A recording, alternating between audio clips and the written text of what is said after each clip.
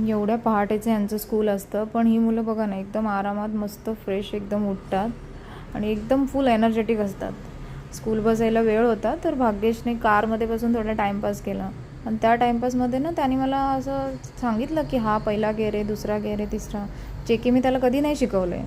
पण त्याने एकदम बघून बघून सांगितलं. अगदी फ्रेशची लोकं असतात त्यांना पण म्हणजे थोडासा वेळ लागतो, पण त्याने एकदम इझिली गेअर दाखवले, क्लच हा वन गेअर इथे टाकलं तर का? गाडी चालू करायची असेल तर घ्यायचा पहिला गेअर.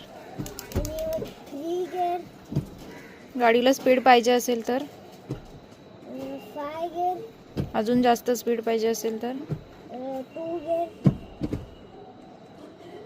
हा टू गेअर. स्पीडसाठी गेअर असतात, स्पीड कमी किंवा जास्त करायला. आणि हे ते नंतर विचार, आता नको. ते CNGचं आहे.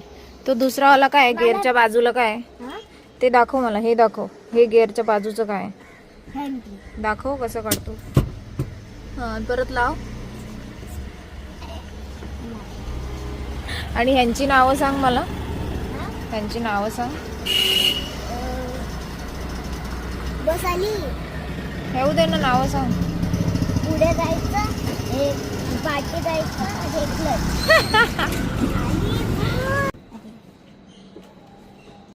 काय काय काय नाव काय त्याचं गेअर. लावू शकतो. क्लच दाबावा लागेल. क्लच तो आला, हा तो पलीकडचा पलीकडचा. हां तो पूर्ण दाब. हां आता गेअर लाव.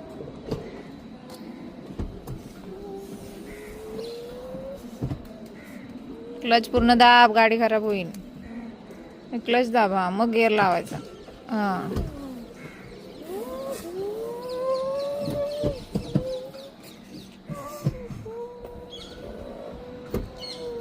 क्लच दाब, क्लच. तू एक्सी दाबतोय.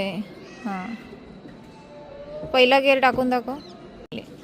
हां आता टाक गेअर. बरोबर ना. आता दुसरा गेअर. हां बरोबर. आता तिसरा गेअर. हां आता चौथा गेअर. बरोबर. तुला कसं येतं सगळं? तुला कसं नंबर्स? 3 इथे आणि 4 इथे आणि 5 इथे, हा इथे.